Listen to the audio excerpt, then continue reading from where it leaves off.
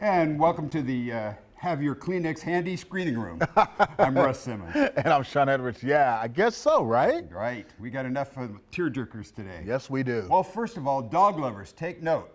Arthur the King stars Mark Wahlberg in the true story of a pro-adventure racer who befriends an injured stray pooch while at the World Championship event in the Dominican Republic. Their adventures go viral on social media. Now, the filmmaking is boilerplate, but it's a sweet story that will tug at the heartstrings. Yeah, you know what? It's a story where Mark Wahlberg, his character is desperate for one last shot at victory, and so he assembles a team to attempt one last race, like you said, through the Dominican Republic, where they will need to hike, bike, climb, zip line, and kayak their way to victory in this true story. Now, Russ, the title is about a dog, but the dog has actually very little to do with this predictable and somewhat cheesy tale. It's generic and plays more like an endurance documentary than a compelling movie, but seriously, we really needed more of the dog and less of Mark Wahlberg. I'll go with that, but I'm still giving it 3 popcorn No, I'm bags. right there with you, though, but the dog was great. Mark Wahlberg, not so much, but 3 popcorn bags. Yeah. The action thriller Love Lies Bleeding is an example of extremely well-made sleaze. It's a midnight movie with a mind. Yeah. Kristen Stewart and Katie O'Brien star in a twisted lesbian romance embellished with violent revenge and occasional magic realism.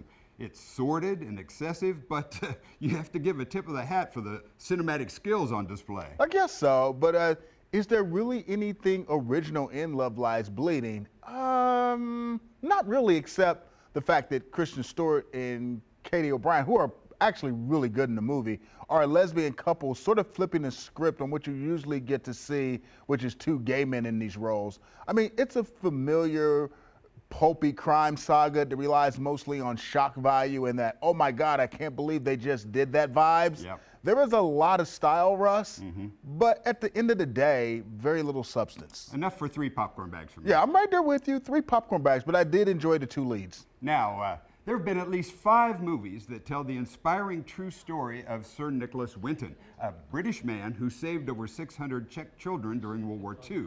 Sir Anthony Hopkins stars in the latest version called One Life. It's an honorable, if uninspired, rendition. And Sean, while the filmmaking is standard, the sentiment is real. Keep those tissues handy. Yeah, but here's the deal, Russ. Sir Anthony Hopkins can do no wrong. I mean, he's exceptional. I mean, he's always exceptional. Yeah. However, there is nothing we haven't seen before in this movie. I mean, still, it's a subtle, like you said, moving tear-jerky about a very good man, but you've seen it all before. True enough, but 3 popcorn bags. No, that's, hey, 3 popcorn bags. 3's average. That's right. You can see all of our reviews and interviews with Hollywood's biggest stars at fox4kc.com/screening room. Check us out on YouTube or go to our Fox 4 Screening Room Facebook page where we have a really cool giveaway that we can't talk about right now, but I promise you, it's a cool giveaway. But man, talk about a very average weekend.